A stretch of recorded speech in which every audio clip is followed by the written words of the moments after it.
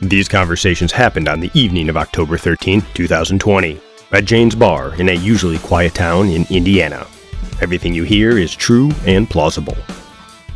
Since the virus hit, the world's air is amazingly cleaner. Just look at those satellite images that just prove that fewer car emissions makes a healthier planet. Maybe there's just fewer people walking around the cities vaping. Everyone's life was simpler and a lot less expensive, and now with all this new technology, shouldn't everything at least cost less, including taxes?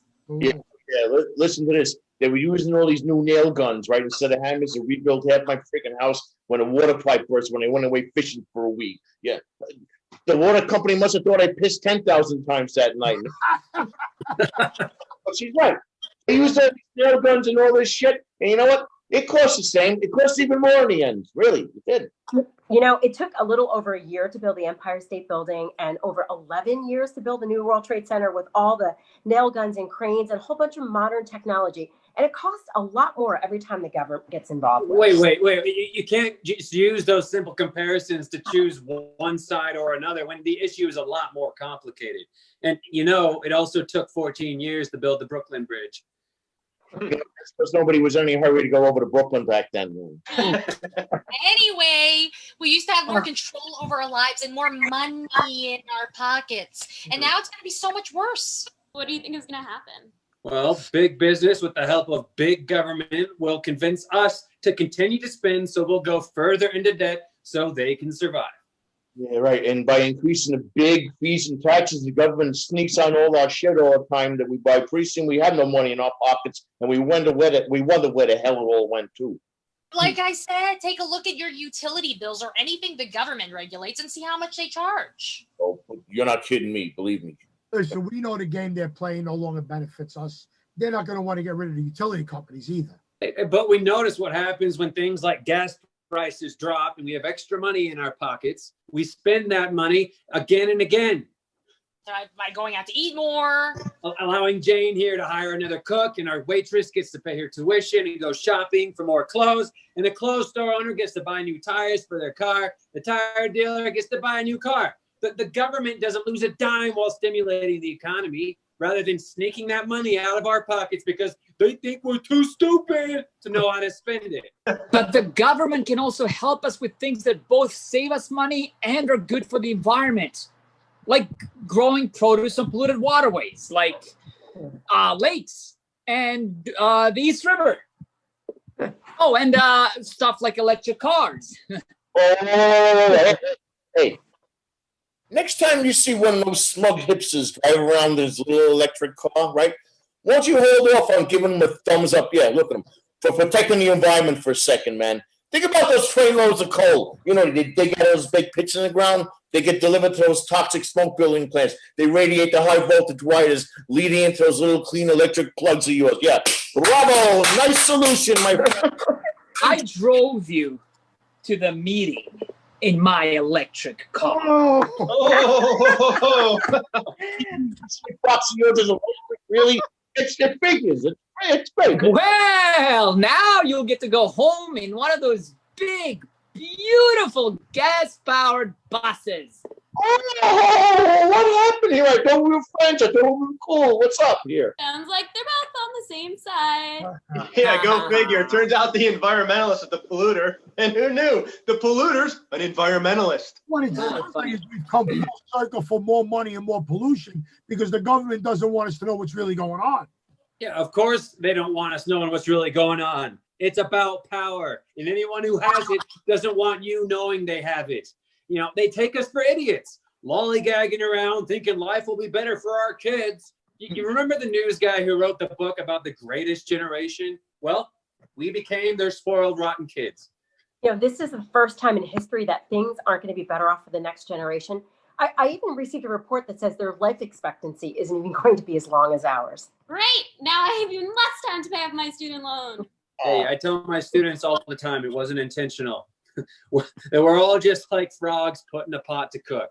Hang on, frogs? Yeah, where you throw it in the boiling water and it screams as it jumps out. It knows better. No frogs, capiche? I'm a dog person. So that's why you don't sell frog legs anymore. You didn't know why they were jumping out of the pot and couldn't catch them. Yeah, lucky the cows were too slow to get off the grill where we cook the steaks. Oh, okay. If you put a frog in cool water and gradually turn up the heat, you'll have a cooked frog. It doesn't know what's happening until it's too late. We became contented frogs in a pot of water, comfortable and secure. With those we elected in charge of turning up the heat, and we don't even question what they're doing. Because we don't have information into what they're doing until it's too late and they made the decision for us. Like the shutdown of our economy because of this virus disaster. I mean, they took away our liberties and our contact and our income. There's nothing left to consider. It's just out of control. That's why we're not going to be able to realize about the inequality they're creating until it affects us or someone we know and have a hard time understanding what it's like to walk in someone else's shoes. My father used to tell me to be nice to the people on the way up because you're going to meet them on the way down. And now the lines are a lot longer on the way down. You know what my parents used to say? They say, that's how the other half lives. When we're talking about people that were more well off than us, except right now, the other half has become 1%.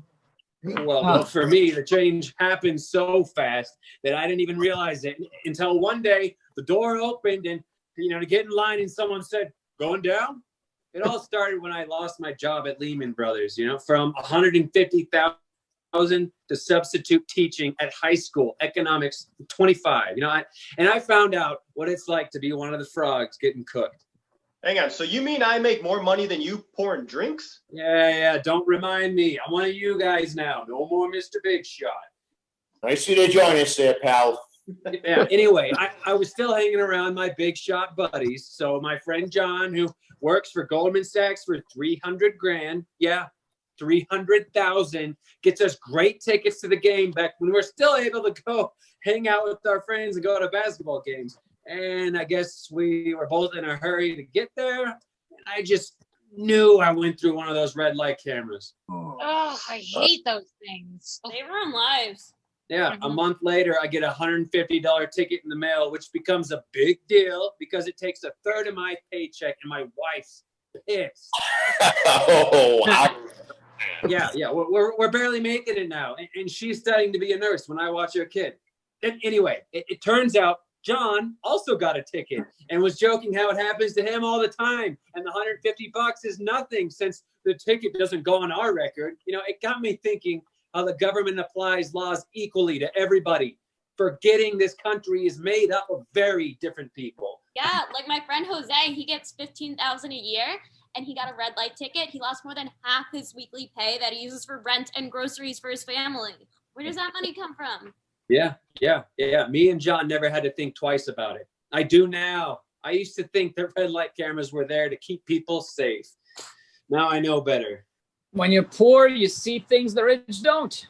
Hey, I'd make the argument that the poor guy learned not to go through red lights, but then the government's telling people how to act based on their income. And now I'm the poor guy. You know what? Oh, man, those cameras, they just want to make the government more money. You know why? Because they don't have the friggin' balls to tax the rich for the money they need. So they got to invent all these red light cameras, tickets, all these stupid kinds of fines. You guys tell me, how's that for equality, huh? Yeah, and they'll never suspend those cameras, even though now we don't have any money coming in to pay those fines because the government needs to survive more than we do. That's kind of how the tax system works. Yeah, and we're all supposed to pay taxes, aren't we? But some people don't pay any, while others pay more, and some of those who don't pay any make more than those that pay more. Whoa, what'd you just say, man?